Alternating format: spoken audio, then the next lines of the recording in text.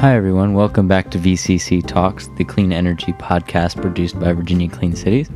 I'm your host, Henry Matter, and I'm excited to share that our guest today is Anthony Tongen, Vice President of the REDI Division at James Madison University.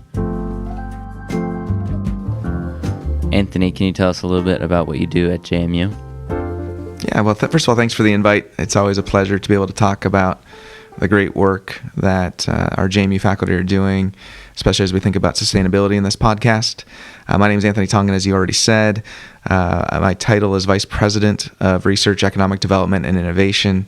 I've been at JMU just over 20 years and was a math faculty member for many years before moving into some administrative roles, and including this one that I'm currently in.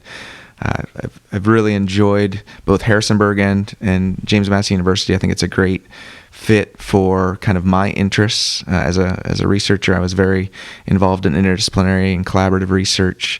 And as I take on this role and serve as the Vice President for Research, Economic Development, and Innovation, it's a great opportunity to highlight the very things that I saw as a faculty member and continue to support the great work that we're doing at James Madison University. The Association for the Advancement of Sustainability in Higher Education, or AASHE, recently recognized JMU as a top performer in sustainability research. This was the university's 5th STARS report, I believe, and a second time achieving a gold rating. What kinds of projects got us here, and can you tell us a little bit more about that? Yeah, I think this is just another way that JMU really is a national model for around many things, but sustainability being one of them. And it really has been years in the making. This has been a project that we have been working on, or a theme, probably since the presidency of Linwood Rose so many years ago. And so how we received the recognition was JMU conducts a comprehensive sustainability assessment every 3 years, evaluating environmental, economic, and social dimensions of sustainability across the institution. This assessment feeds into the Sustainability Tracking Assessment and Rating System, which we so affectionately refer to as the STARS system. And that report is submitted to the Association of the Advancement of Sustainability in Higher Ed, which you mentioned earlier. And JMU was awarded a gold rating and recognized as a top performer in the research category.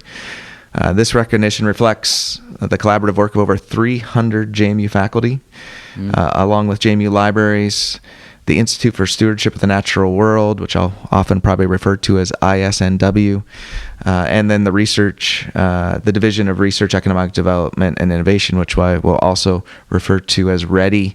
And I will try not to use dad jokes with REDI, but it comes naturally to me. Let them flow.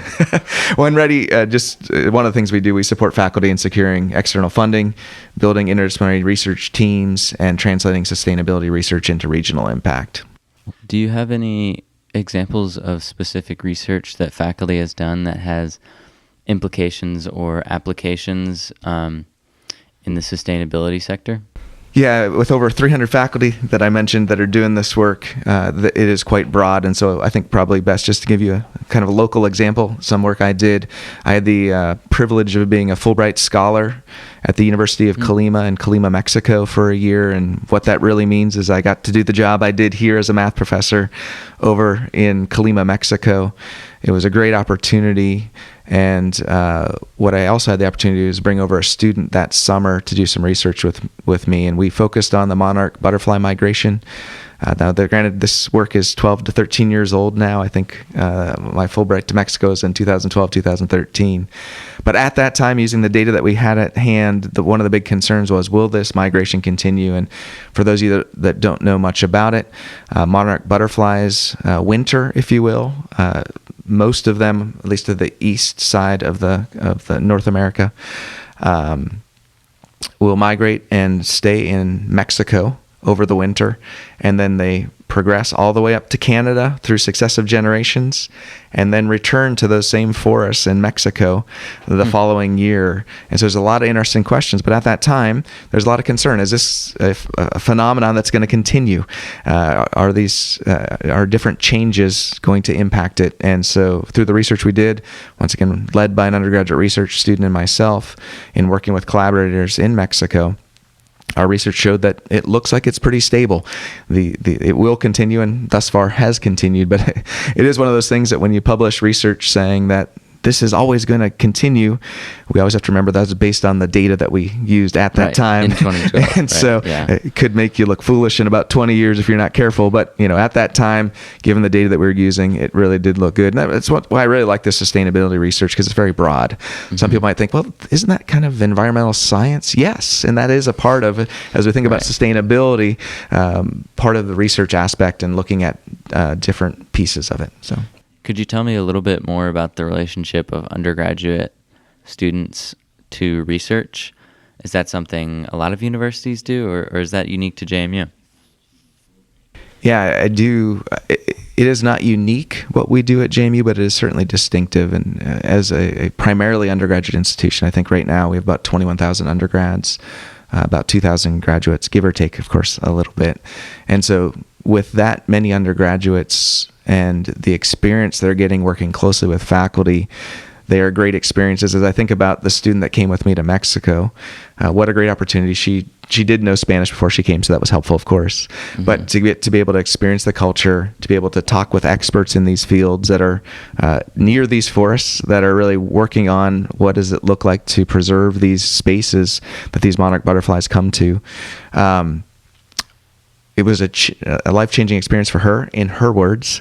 And I think it's also a great way that we see this happening across the university.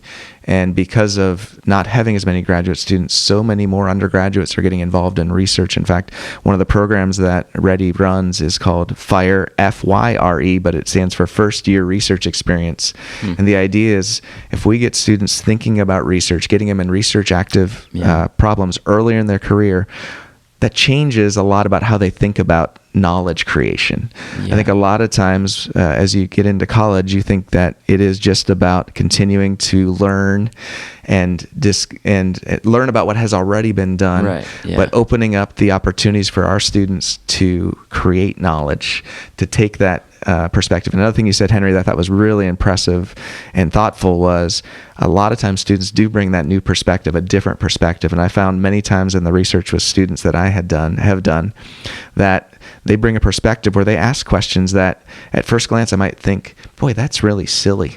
That'll never work. But you know what?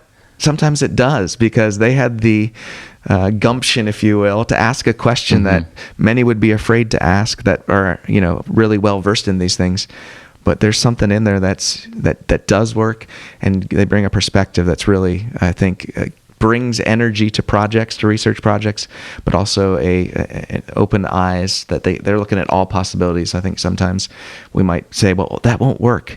And then all of a sudden, sometimes it does work. And so it really is. It's also refreshing for our faculty members, speaking as a faculty member, to have those fresh perspectives, to have that energy, to have that excitement, enthusiasm.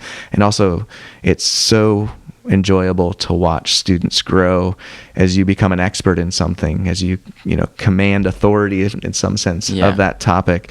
To see that growth and maturity is just something that's why we're here. That's why we're at a public institution. That's why we're educating students to become enlightened citizens. Yeah. I mean, I feel like it's super important to make sure, like all throughout education, that kids are getting this experience of research and being able to think for themselves, but in the context of like having someone who's an expert in the field and has been studying this for a really long time, just because that fresh perspective is helpful. But like sometimes you need guidance or correction. Sometimes you ask a question that's like not a great question, and it's really great to be able to have someone who's like, well, that's not what we're going for here. And I think having people who grow up from elementary school to middle school to high school to college, who are already familiar with that, rather than just kind of going through and trying to check boxes, I think you end up, and correct me if I'm wrong here, but I think you end up with researchers who ask better questions and who engage with their communities better, and who also just bring a more fresh perspective, so that you don't have a bunch of researchers who are all working from the same point of view on the same issue. Yeah, it really is a win-win. I think the faculty win in the sense of having great minds, getting interested in the things that they've spent a lot of their time working on and thinking about their entire careers. At the same time, I think it's a win for students. They're getting this exposure to these ideas, but getting to have input on them. And I think there are many faculty at JMU that would say their research is better because of the students that have been a part of it. And that's both undergraduate and graduate. And I think one of the things that's somewhat distinctive about JMU is the number of undergraduates that are impacting faculty scholarship. One thing I've noticed is that there's a lot of involvement with problem solving in the JMU curriculum. And I feel like this is something that is really helpful in sending students out into sustainable energy areas, just to have people in the workforce that can encounter a problem and approach it in a way that's responsible, that's ethical. What kinds of things have you seen students go on to do in areas of economic development that kind of tie into sustainability and problem solving? That's a great question. I think there's a few different kind of aspects of it. First, we're going to hit a little bit on the interdisciplinary aspect of students and their approach to that. So we have something called X Labs in REDI, and it is a great space. One of the things they do there is they take these grand challenges, I'm going to call them, these really big problems, and they approach them through an interdisciplinary lens. What that usually means is there's a topic, and some of the topics, so for instance, this semester there's a course on reimagining Virginia's fight against organized retail crime. And so this is a topic that there's not one course that talks about this. So there are experts from 3 different disciplines, and then they're teaching the course, so faculty members, and then students from each of these disciplines coming together to wrestle with this. This class is actually sponsored by the Attorney General for Virginia, Jason Miyares, who's a JMU alum. I don't know if you knew that. But it's these types of really hard problems that probably don't have one solution, and getting together experts and students with different viewpoints together really brings about these kind of very creative changes, creative solutions, I guess is the better way to say that. And we found value in that. And we felt if you go to find X Labs on your favorite web browser and look at it, we have a lot of these types of courses that I think is something that JMU does well, and bringing people to think about these hard problems from a different perspective, these interdisciplinary lenses. Yet at the same time, as you asked about where our students, what kind of jobs they get, I am continually impressed and I guess somewhat proud, I'll say, of how our graduates are all over. I do federal relations for JMU, so when I'm on the Hill, there are JMU graduates all over in those offices on the Hill. It's hard to not go to some offices and not meet JMU graduates. In fact, I took the president there last month, and I'd say there are a lot of selfies with the president and JMU alum just because they were so excited to meet the new president. And then also, as we think about local economic development, when I think about who I work with in the area, many of those folks have degrees here at JMU, from JMU, whether that's at undergrad or in kind of the master's space. And so I see JMU really making a large impact in economic development, both locally and also as I look at the federal level. I feel like one issue that we have is different energy companies will think that they have the one answer, and it's because they have a lot invested. People who do propane love propane. They see all of the advantages of it. Do JMU students engage with problems like that? Yeah, I mean, we hope so, right? We all hope that we can do that. And, as I think about the problem you posited there, one of the things I think about is a lot of times we're taking an approach of it's either this or this, instead of it could be both and. Yeah. And so I think that type of a conversation is something we're really trying to help. In fact, I was just looking at the XLab courses, and this past spring, there was a course on workshop in environmental problem solving. And the course challenge statement was this: students will solve environmental and natural resource conservation challenges experienced by organizations and agencies. Right? So this is exactly, I think, the question that you pose. So when you ask, are we preparing students? Well, there's at least one class that seems to really hit on that in a real and tangible way. I don't know the specifics of that, but those are the types of questions that I think if we can put into our curriculum and get students thinking about and broadly thinking about as well through these different lenses, what a value that brings as they move into that first job and as they think about even their own personal choices. Yeah. So, I mean, you just mentioned encountering a lot of JMU alum in the workforce. How do like employer and those alumni connections come back to JMU in the form of the curriculum or in workforce preparation or just in the kind of jobs and connections that people get coming out of JMU? Yeah, I think the first piece of that is really being in touch with the employers. And so JMU's economic development team, the University Career Center, and academic programs regularly engage with employers and alumni to ensure that academic programs align with workforce needs, especially in emerging fields like clean energy, data science, and of course we just talked about AI. Through coursework, research partnerships, multidisciplinary collaborations, and work-based learning opportunities, students gain skills that make them desired employees. And at JMU, within 6 months of graduation, 96% of our graduates demonstrate successful career outcomes. That usually means a job, additional education, the military, those kind of things, which is a pretty good result. So I think that means that we are connecting, we are preparing the students for what the workforce is looking for. With research funding decreasing, how is JMU adapting to sustain its research enterprise? Yeah, great question. And obviously very timely. As we're recording this, we just entered a government shutdown, and the federal funding landscape has really changed quite a bit over this past year. And so, here are some things that JMU is doing to diversify our funding portfolio. Obviously, open up more opportunities and not be as reliant on federal dollars. One is strengthening relationships with industry, foundations, and philanthropic donors. There's great opportunity there. Some of the things that JMU is doing are, we're leading in these things, and I think we have great opportunities to get to have partnerships that can actually move, once again, mutually beneficial partnerships that can move both JMU forward and those that we are partnering with. I think we can pursue applied research and public services partnerships through state and private funding programs. There are great opportunities that are out there through other resources, and making sure that we identify those and once again find these mutually beneficial ways of partnering. And then finally, we want to support faculty in developing interdisciplinary proposals that align with national technology and economic development goals. There will always be resources available to increase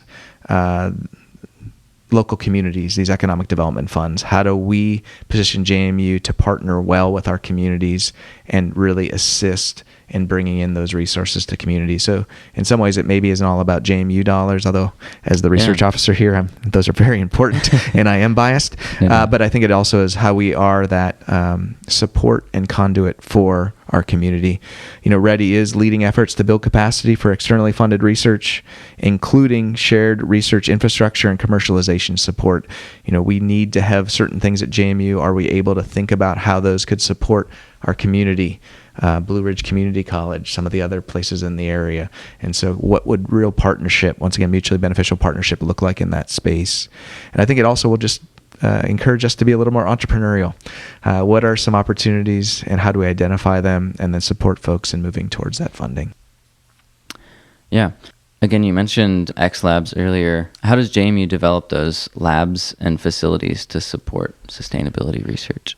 Yeah, so we have a lot of different ways that we provide opportunities, X Labs being one of them. X Labs has been in existence for quite some time. We've seen it as a way that we can both engage with our community, whether that's local or more regional and national, and also bring those opportunities to students. So there's a few different ways that people can get engaged with that. One, and we've had corporations actually sponsor courses, and so they have a wicked problem. In fact, we worked with Dynamic Aviation, which is a local company here in the Shenandoah Valley, just south of here in Bridgewater, and they have the first Air Force One, and they are restoring it. And the class was around how to think about making this something that is a destination, people coming to see it, maybe even flying it to different places. What are the opportunities that are there for this to really, once again, help as we think about K through 12 recruitment in STEM, what are some different opportunities as they think about restoring this plane? And so once again, I don't know that that's a class particularly that's in a discipline. So we brought together expertise and students from a range of disciplines to talk about and develop a plan for dynamic aviation. And so that's an example of, I think, how we also are trying to kind of meet those workforce demands and the needs of the employers. There's also faculty have great ideas all the time. And I think faculty also understand that taking a interdisciplinary approach to some problems can bring a lot of value.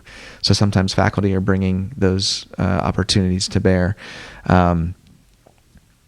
And I've often thought Virginia Clean Cities should sponsor a course. If maybe this podcast could be a way that we get that ball rolling. Yeah, that would be Alan awesome. may not be happy with me for saying that in public, but maybe sometimes a little pressure doesn't hurt. Yeah, absolutely. So it seems like, I don't know, like that's a very cool concept of having an actual private company come in and kind of work with a public university. Is that common in academia? I think there are lots of different models. We do like to think some of the things we're doing in X Labs are distinctive and unique. I think different universities do approach these differently. I think one of the things that I think JMU does really well is the relationships. So we have one of our board members is actually currently from the CEO of Dynamic Aviation. So of course there's a linkage there, but I think what to me that demonstrates is that we are, I think, very well connected to our community. We know their needs. They see us as a resource. And I think that's part of, as I think about economic development, a lot of times, of course, results are important. Yeah. But a lot of times it's making sure that you're having the conversations that need to be had, that you're involved, you're being seen at the right places, and that you really are seen as a partner, not as necessarily someone who's going to take things over. And I do think in many areas we do have hopefully the trust and that partnership. Like I said, that we have what we're trying to build is that we have those strong relationships that we're seen as a trusted partner. One of the things that's been really exciting, we have a new president, Dr. James Schmidt, our 7th president at JMU. And one of the things he's been talking a lot in his tours is he would like to see JMU become what he's called the preferred partner. And that doesn't just mean in the community. That means at the state level. That means nationally. And there is something about, I think, the way that we have facilitated connection in the Valley and are seen by many as a trusted partner, and how we might be able to do that on a larger scale.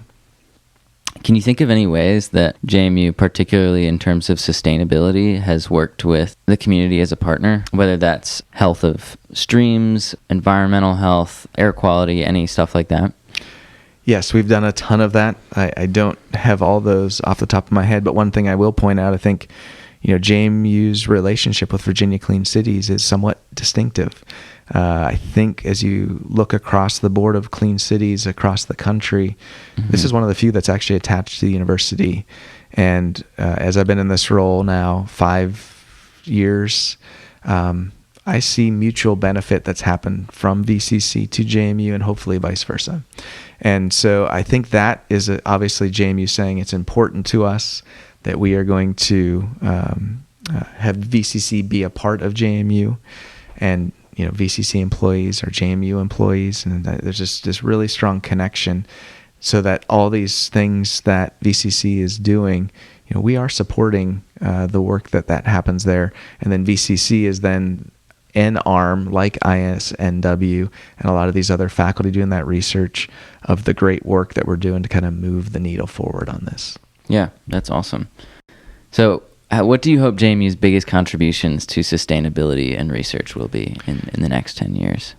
Well, as I mentioned earlier with my monarch butterfly research, I guess I should not predict for the future because that can be kind of put yourself out there. But here's some things I think that we could be really good at as I think about 2035-ish, 10 years from now. I think we could be a national leader in community-engaged sustainability research and public service, especially in rural and underserved regions. I think where we are, we're really starting to lean into our place-based research and public service, because I think that's what does make JMU JMU. I'd like JMU to be known as a lifelong, living, learning laboratory for sustainable and resilient solutions. I think we have the pieces in place, and I do think that these kind of broad problems and challenges that we've talked about briefly here would be a great facilitation for that. And as this new president is here, he's really trying to think about what do we do in the next 10 to 15 years to really put JMU even more on the map. And sustainability has come up many times. I do think it's an important aspect of who we've been, yet also something about who we can be and continue to lean into. I do hope that we're thought of as this hub for interdisciplinary innovation, where JMU brings to bear broad expertise to solve real-world challenges. I know I've harped on that a lot here, but I do think we're doing that well, and I think we can even continue to accelerate that growth. And remember, hat tip to Alan and VCC sponsoring a course in X Labs. Redundancy sometimes helps. And then finally, I really would like to see JMU be a catalyst for regional economic transformation. This is kind of through both open access research, public-private partnerships, scalable solutions, these partnerships and sustainability, that we have a great opportunity here to be that hub. And as one of the largest employers in the region, I think that it's important that we do that well. Yeah, thanks for talking with me today. Yeah. Do you have anything that you would want to tell our listeners that they should go check out, or events that they should attend, or if they're to do one thing, what would you tell them to do? Well, first of all, thanks for the invitation. Always a pleasure Absolutely. to be able to talk about research and JMU. I'm a big fan, obviously. But for the listeners, thanks for listening and getting a little bit of a better perspective on kind of some of the sustainability work that we're doing. There's a lot more there with 300 faculty members. You can imagine how much is actually out there. So I've actually only been able to talk about a very small percentage of the work that we're doing. I'd encourage you just to explore partnerships with JMU.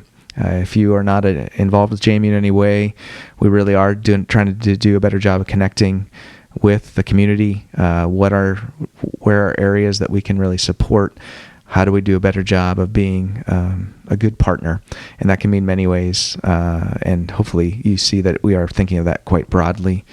And as we think about sustainability, I would ultimately, as I think about kind of the last question that was asked, I think we want JMU to be known as a place where sustainability is not just studied, it's practiced, it's lived, and it's shared.